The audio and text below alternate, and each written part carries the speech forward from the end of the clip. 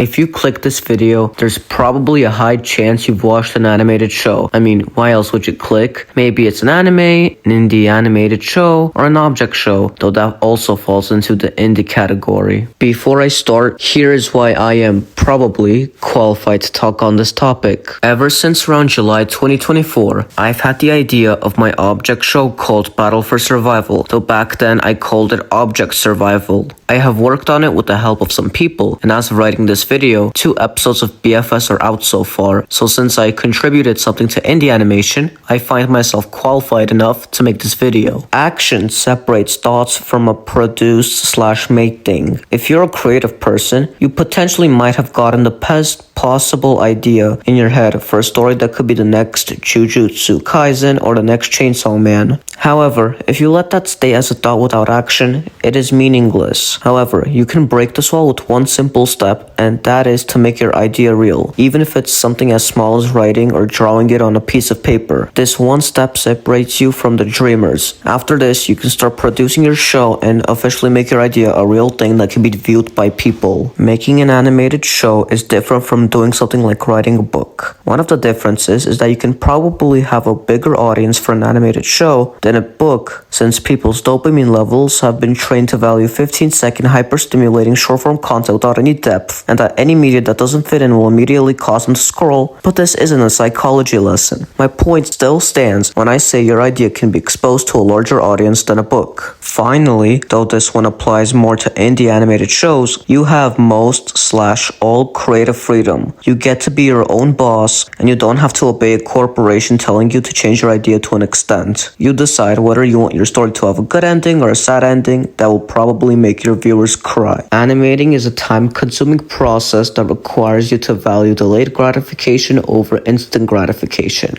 If you don't understand, basically, animating is not for the weak. You will, most likely, want to play video games or use social media instead of animating because you need to put time and effort into animating something as short as 10 seconds, whereas something like social media will give you instant enjoyment without much effort. You will need to sacrifice temporary pleasure for later enjoyments, and this isn't even only restricted to animating, but rather an important life lesson. This can be connected to the first con, but I'll say it anyway. You need to have a lot of passion in order to have the discipline to produce your animated show. Think about it this way. If you really despise math, then it will make sense that there's a decent chance that you will not have the discipline to do your math homework. Also, don't take this as me telling you to not do your homework. Do your homework, don't be lazy. But anyway, if you love something like riding your bike, then you will probably dedicate your time to riding your bike, even if your legs are temporarily sore. My point is that you should enjoy making your show, because if you don't, well, why would you click this video if you don't like your idea? Yes, it is absolutely worth it to turn that one idea you've constantly been daydreaming about into a real thing that other people can enjoy. It's amazing. Why would you pass up that offer? Just make sure you enjoy your craft. Anyways, bye.